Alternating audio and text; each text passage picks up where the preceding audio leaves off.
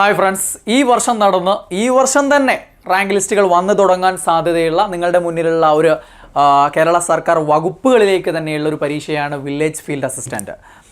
Revenue ഡിപ്പാർട്ട്മെൻറ്റിലെ village field assistant എന്നുള്ള post. പക്ഷേ പലരും അതിനെ അത്ര പ്രാധാന്യത്തോടെ എടുക്കുന്നില്ല എന്നുള്ളതാണ് വസ്തുത. അതിനെക്കുറിച്ചുള്ള അറിവില്ലായ്മയായിരിക്കാം. എന്ത് തന്നെ ആയാലും വില്ലേജ് ഫീൽഡ് അസിസ്റ്റൻ്റ് എന്നുള്ള ജോലി അങ്ങനെ അത്ര മോശം ജോലിയല്ല. ചെറിയൊരു ന്യൂനത എന്ന് പറയുന്നത് പ്രൊമോഷൻ സാധ്യത കുറവ് എന്നുള്ളതാണ്. പ്രൊമോഷൻ സാധ്യത വളരെ കുറവാണ് എന്നുള്ളൊരു സാധനം നിലനിൽക്കെ തന്നെ അതിനാകർഷകമായിട്ടുള്ള കുറേ ഘടകങ്ങൾ വേറെയുണ്ട്. നമുക്കതിലേക്കൊക്കെ ഒന്ന് കടന്നു നോക്കാം എന്തൊക്കെയാണ് കാര്യങ്ങൾ എന്നുള്ളത്. ഒന്നാമത്തെ കാര്യം എന്ന് പറയുന്നത് റവന്യൂ ഡിപ്പാർട്ട്മെൻ്റ് ആണ്. അതായത് കേരള സർക്കാരിൻ്റെ വകുപ്പുകളിലെ പ്രധാനപ്പെട്ട ഒരു വകുപ്പാണ് റവന്യൂ വകുപ്പ് എന്ന് പറയുന്നത്. സർക്കാർ ജോലി കിട്ടിയിരിക്കുന്നത് റവന്യൂവിലാണ് എന്ന് പറയുന്നത് തന്നെ ഒരു അത്തരം ആ ഒരു സമൂഹത്തിനിടയിൽ അത്രയും സ്റ്റാറ്റസ് ഉള്ള ഒരു സാധനമാണ്. പലർക്കും അത് അറിയില്ല എന്നുള്ളതാണ് അല്ലേ. കാരണം ഈ ഇലക്ഷൻ്റെ ഒക്കെ ടൈമിൽ, ഇപ്പോൾ പ്രത്യേകിച്ച് ഈ ഒരു ടൈമിലൊക്കെ, ഇലക്ഷൻ ടൈമിലൊക്കെ എന്ന് പറഞ്ഞാൽ സർക്കാർ ജീവനക്കാർക്കിടയിൽ തന്നെ റവന്യൂ ഡിപ്പാർട്ട്മെൻറ്റിലുള്ള ആൾക്കാരൊക്കെ രാജാക്കന്മാരാണ്. കാരണം അവർക്കാണ് ഈ ഒരു ഇലക്ഷൻ്റെ ചുമതലയും കാര്യങ്ങളൊക്കെ കൂടുതലായിട്ട് ഉണ്ടാവുന്നത്. അതുകൊണ്ട് തന്നെ പല കാര്യങ്ങളിലും അവർ രാജാക്കന്മാരെയൊക്കെ പോലെയൊക്കെയാണ് കൂട്ടത്തിൽ വിജാത്യം കൂടിയവരായിട്ടൊക്കെ കാണാറുണ്ട്. അപ്പോൾ അങ്ങനെയുള്ള ഒരു ഡിപ്പാർട്ട്മെൻറ്റിലെ ഒരു ജോലി എന്നുള്ളത് വളരെ പ്രധാനപ്പെട്ട ഒരു സംഗതി തന്നെയാണ് റവന്യൂ അല്ലേ. അതായത് ഈ സിസ്റ്റം മൊത്തം ഭരിക്കുന്നത് ആരാ?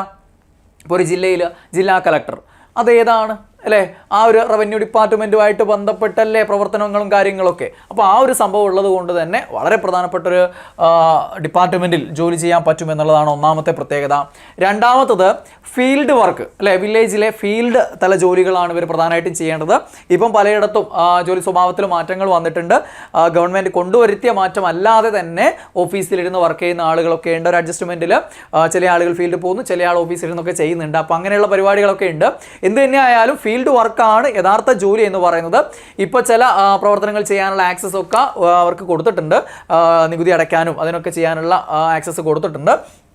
അപ്പം എന്തായാലും ഫീൽഡ് ജോലിയാണ്. അപ്പോൾ അതുകൊണ്ടുള്ള ഗുണം എന്താണെന്ന് പറഞ്ഞു കഴിഞ്ഞാൽ, നിങ്ങളുടെ നാട്ടിൽ എവിടെയുള്ള ഒരു വില്ലേജിൽ തന്നെ, സ്വന്തം ജില്ലയിലാണ് അപ്ലൈ ചെയ്തതെങ്കിൽ നിങ്ങളുടെ നാട്ടിൽ തന്നെയുള്ള അടുത്ത വില്ലേജിൽ എവിടെയെങ്കിലുമൊക്കെ ജോലി കിട്ടും. നാട്ടുകാരുമായിട്ട് കൂടുതൽ ഇടപഴകാൻ പറ്റുന്ന രീതിയിലുള്ള പുറത്തിറങ്ങി ജോലി ചെയ്യുന്നൊരു തസ്തികയാണ്. അതുകൊണ്ട് തന്നെ സാമൂഹിക ബന്ധവും കൂടുതലാണ്, സ്വാതന്ത്ര്യവും കൂടുതലാണ് അല്ലെ. ഫീൽഡ് പോക്കായതുകൊണ്ട് തന്നെ അത്യാവശ്യം നമ്മളെ കാര്യങ്ങളൊക്കെ പുറത്തൂടെ അവിടെ ഇവിടെയൊക്കെ പോകാനുള്ള കാര്യങ്ങളൊക്കെ അതിൻ്റെ കൂട്ടത്തിൽ അങ്ങ് നടത്താൻ പറ്റും എന്നുള്ളതാണ്. ഇവിടെ പറയാമോ എന്നറിയില്ല, എന്നാൽ ഈ കൂട്ടത്തിൽ പറഞ്ഞതേ ഉള്ളൂ. മൂന്നാമത്തെ കാര്യം, യോഗ്യത 10ാം ക്ലാസ് ആണ്. മുൻപ് വില്ലേജ് മാൻ എന്നറിയപ്പെട്ടിരുന്ന ഒരു തസ്തിക 7ാം ക്ലാസ് യോഗ്യത ഉണ്ടായിരുന്നതാണ്. അതിൻ്റെ യോഗ്യത 10ാം ക്ലാസ് ആയിട്ട് ഉയർത്തിയിട്ടുണ്ട് എന്നുള്ളതാണ് ഒരു വസ്തുത. അതിനുശേഷം നോട്ടിഫിക്കേഷനുകൾ വന്നു, പേ റിവിഷൻ വന്നു. സാലറിയിൽ വലിയ വ്യത്യാസമില്ല. LGSൻ്റെ സാലറി ബേസിക് പേ 23, LDCയുടെ 26,500. അപ്പോൾ 23ൻ്റെ കൂടെ ഒരൊറ്റ ഇൻക്രിമെൻറ്റ് മാത്രമുള്ള രീതിയിലുള്ളൊരു ബേസിക് പേ ആണുള്ളത്. അപ്പോൾ ആകെ സാലറി എന്ന് പറയുന്ന HRAയും അതേപോലെ തന്നെ DO ഒക്കെ കണക്കിലെടുക്കുന്ന സമയത്ത് നമുക്കൊരു 33 സംതിങ് ആണ് ഉണ്ടാവുക. പിന്നെ അതിൻ്റെ കൂടെയുള്ള ചെറിയ PC ഒക്കെയാണുള്ളത്. അപ്പോൾ അതൊക്കെ കൂടി ചേർത്തിട്ട് എല്ലാം കൂടി ഒരു 33-34 വരെയാണ് സാലറി. അത് അടുത്ത പേ റിവിഷൻ വരുമ്പോൾ സ്വാഭാവികമായിട്ടുള്ള മാറ്റം എന്തായാലും ഒരു 5,000-6,000 രൂപയുടെ മാറ്റം സ്വാഭാവികമായിട്ടുണ്ടാവും. എന്തായാലും ഒരു 40കളിലേക്ക് എത്തും. അത് കൂടാതെ ഉള്ള ഒരു മാറ്റത്തിനാണ് നമ്മൾ പ്രതീക്ഷിക്കുന്നത്. അതിൻ്റെ ശ്രമം അവരുടെ ഈ തസ്തികയിലുള്ള ആളുകളുടെ ഭാഗത്ത് നിന്ന് എത്രത്തോളം നടക്കുന്നുണ്ട് എന്നുള്ളതൊരു വസ്തുതയാണ്. പക്ഷെ അവരുടെ ഒരു ന്യായമായ ആവശ്യമാണ്. കാരണം യോഗ്യത 10ാം ക്ലാസ് ആക്കി മാറ്റിക്കഴിഞ്ഞു, LD ക്ലർക്കിൻ്റെ യോഗ്യതയാക്കി കഴിഞ്ഞു. LDയുടെ ബേസിക് പേയിലേക്ക് എത്തണം എന്നുള്ള ഒരു ആവശ്യം അവരുടെ ഭാഗത്തു നിന്നുണ്ട്. പക്ഷേ ഇപ്പം വില്ലേജിൽ തന്നെയാണെങ്കിലും അവിടെ എന്തുണ്ട്, വില്ലേജ് അസിസ്റ്റൻ്റ് എന്നുള്ള പേരിലാണ് LD ക്ലർക്ക് പോസ്റ്റ് ഉള്ളത്. അപ്പോൾ അവിടെയുള്ള അവർ ചെയ്യുന്ന അവരുടെ അതേ യോഗ്യതയുള്ള ആൾ തന്നെയാണ് ഇവരും. പക്ഷേ ഈ ഒരു ശമ്പളത്തിലുള്ളൊരു വ്യത്യാസം അവിടെ നിലനിൽക്കുന്നുണ്ട് എന്നുള്ളൊരു വസ്തുതയുണ്ട്. അത് ഒരു പക്ഷേ പേ റിവിഷനുകളിൽ അടുത്ത തവണയോ ഒക്കെ പരിഹരിക്കപ്പെടാൻ സാധ്യതയുണ്ട്. ഒരു തസ്തിക ഏകീകരണം വരും ഭാവിയിൽ നമുക്ക് പ്രതീക്ഷിക്കാവുന്നതാണ്. ഈ വില്ലേജ് അസിസ്റ്റൻറ്റ് എന്നുള്ള ആ ഒരു LD ക്ലർക്ക് തസ്തികയും വില്ലേജ് ഫീൽഡ് അസിസ്റ്റൻറ്റ് എന്നുള്ള ഈ ഒരു ഫീൽഡ് ലെവൽ തസ്തികയും ഏകീകരിക്കാനുള്ള സാധ്യത വരും ഭാവിയിൽ ഞാൻ കാണുന്നുണ്ട്. അത് ചിലപ്പോൾ നടന്നേക്കാം. പിന്നെ നാലാമത്തെ കാര്യം, പേ റിവിഷനിലുള്ള പ്രതീക്ഷയാണ്. ഞാൻ ഓൾറെഡി ഇപ്പോൾ പറഞ്ഞ കാര്യം തന്നെയാണ്. പേ റിവിഷൻ വരുന്ന സമയത്ത് സ്വാഭാവികമായിട്ടും സാലറി മെച്ചപ്പെടും. അതല്ലാതെ യോഗ്യത ഉയർത്തിക്കൊണ്ടുള്ള മാറ്റങ്ങൾക്ക് വേണ്ടിയിട്ടുള്ള ഒരു നിരന്തരമായിട്ടുള്ള ആവശ്യം അവരുടെ ഭാഗത്തു നിന്നുണ്ട്.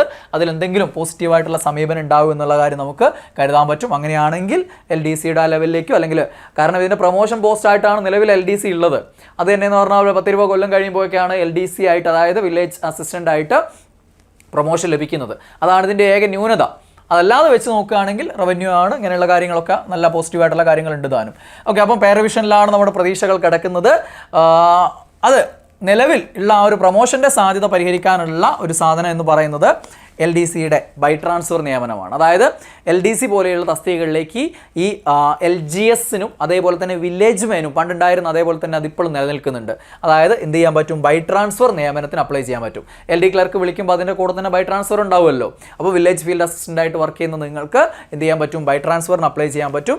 ആ ഒരു ബൈ ട്രാൻസ്ഫറിൽ അപ്ലൈ ചെയ്താൽ നിങ്ങൾക്ക് അറിയാം 40% മാർക്ക് നേടിക്കഴിഞ്ഞാൽ, ആ പരീക്ഷയിൽ 40% മാർക്ക് നേടിയാൽ നിങ്ങൾ ലിസ്റ്റിൽ ഉൾപ്പെട്ടു.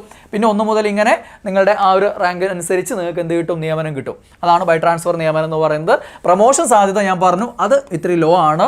ഇപ്പോഴും 10-20 വർഷമൊക്കെ ആകുമ്പോഴാണ് ഒരു പ്രൊമോഷൻ അവിടെ നിലവിലുള്ള സ്ഥിതി വെച്ച് നടന്നിട്ടുള്ളൂ. അപ്പോൾ പ്രൊമോഷൻ സാധ്യത കുറവാണ്. പക്ഷെ മറ്റുള്ള കാര്യങ്ങളാണ് അവിടെ നമുക്ക് പറയാനുള്ളത്. റവന്യൂ ആണ്, ഡിപ്പാർട്ട്മെൻ്റ് ആണ്, ഭാവിയിൽ വരാവുന്ന ഈ പെർവിഷനിലുള്ള മാറ്റവും ബൈ ട്രാൻസ്ഫർ നിയമനവും പിന്നെ ഇതിന് വേണ്ടിയിട്ടുള്ള ഈ വില്ലേജ് ഫീൽഡ് അസിസ്റ്റൻറ്റിൻ്റെ ഈ ശ്രമം കൊണ്ട് തന്നെ നിങ്ങൾക്ക് എന്ത് നേടാൻ പറ്റും? വരാൻ പോകുന്ന LDC നേടാനും പറ്റും എന്നുള്ളതാണ്.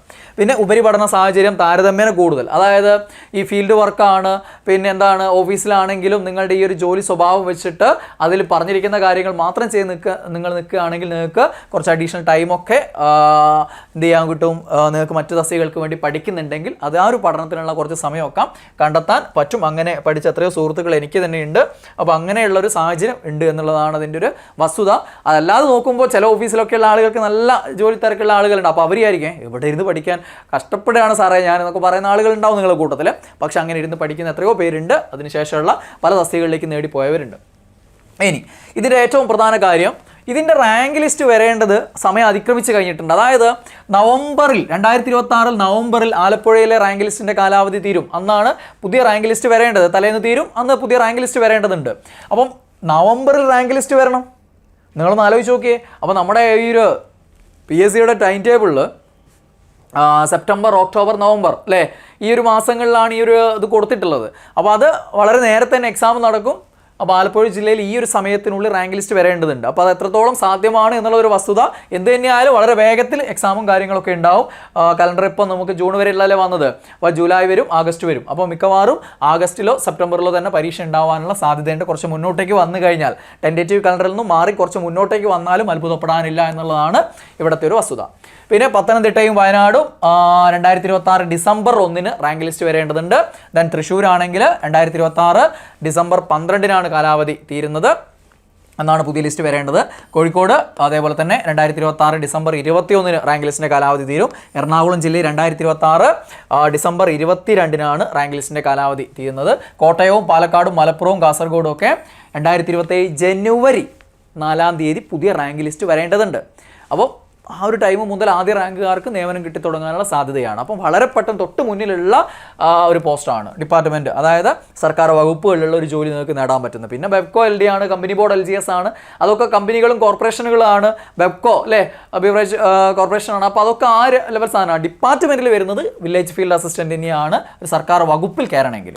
അപ്പോൾ കൊല്ലത്തിൻ്റെ 2027 ജനുവരി 9 കണ്ണൂർ ജനുവരി 10 ഇടുക്കി ജനുവരി 25 തിരുവനന്തപുരമായിരുന്നു കഴിഞ്ഞ പ്രാവശ്യം ഏറ്റവും അവസാന റാങ്ക് ലിസ്റ്റ് വന്നത്. 2027 ഫെബ്രുവരി 22 ഇനി പുതിയ റാങ്ക് ലിസ്റ്റ് വരേണ്ടത്. 2024 വന്നു, 27 വരണം. അപ്പോൾ ഈ ഒരു ടൈമിലേക്കാണ് റാങ്ക് ലിസ്റ്റുകൾ വരേണ്ടത്. അതുകൊണ്ട് തന്നെ ഇനി അങ്ങോട്ടുള്ള ഈ ഒരു ടൈമിൽ കൂടുതലായിട്ട് നിയമനം നടക്കും. ഈ പോസ്റ്റുകളിൽ നിയമനം നടന്നുകൊണ്ടിരിക്കുന്നുണ്ട്, അത് നടക്കും. അതിലുപരി ഇനി പുതിയ റാങ്ക് ലിസ്റ്റ് തൊട്ടടുത്ത വർഷം തന്നെ, ഈ അവസാനം നവംബർ മുതൽ ഡിസംബർ, ജനുവരി, ഫെബ്രുവരി മാസങ്ങളിലായിട്ട് റാങ്ക് ലിസ്റ്റ് വരാനുള്ളതാണ്. അപ്പം പെട്ടെന്ന് തന്നെ പരീക്ഷ ഉണ്ടാവും. പഠിക്കുകയാണെങ്കിൽ ഇപ്പോഴേ നന്നായിട്ട് പഠിക്കണം. Okay, yes. നിലവിലെ ആകെ നിയമനം എന്ന് പറയുന്നത് ഞാൻ ലാസ്റ്റ് നോക്കിയ സമയത്ത് എല്ലാ ജില്ലകളിലും കൂടിയായിട്ട് 1746 14 ജില്ലകളിലൂടെയായിട്ട് 1746 നിയമനങ്ങളായിരുന്നു അന്ന് നടന്നിരുന്നത്. 2 ദിവസം മുന്നേ എടുത്ത ഡീറ്റെയിൽസാണ്. അപ്പോൾ അതിനുശേഷം അന്നത്തെ ദിവസം അഡ്വൈസ് ആയതുകൊണ്ട് അപ്ഡേറ്റ് ആവാതെ കിടക്കുന്ന 1-2 ജില്ലകളും ഉണ്ടായിരുന്നു. അപ്പോൾ എല്ലാം കൂടെ ചേർക്കുമ്പോൾ ഇപ്പോൾ ചിലപ്പോൾ 1800 പിന്നിട്ടിട്ടുണ്ടാവും നിങ്ങളുടെ മുന്നിലേക്ക് ഈ വീഡിയോ എത്തുന്ന സമയത്ത്. ഓക്കെ, ഇനി ഞാൻ പറഞ്ഞു പരീക്ഷാ തീയതി ടെൻറ്റേറ്റീവ് കലണ്ടറിൽ കൊടുത്തിരിക്കുന്നത് സെപ്റ്റംബർ, ഒക്ടോബർ, നവംബർ ഈ മാസങ്ങളിൽ ഏതെങ്കിലും ആയിരിക്കും എന്നുള്ളതാണ്. എന്തായാലും പിറകിലേക്ക് പോവില്ല. കാരണം നവംബറിൽ തന്നെ അല്ലേ, കണ്ടില്ലേ, ചില ജില്ലകളുടെ റാങ്ക് ലിസ്റ്റ് വരേണ്ടതുണ്ട്.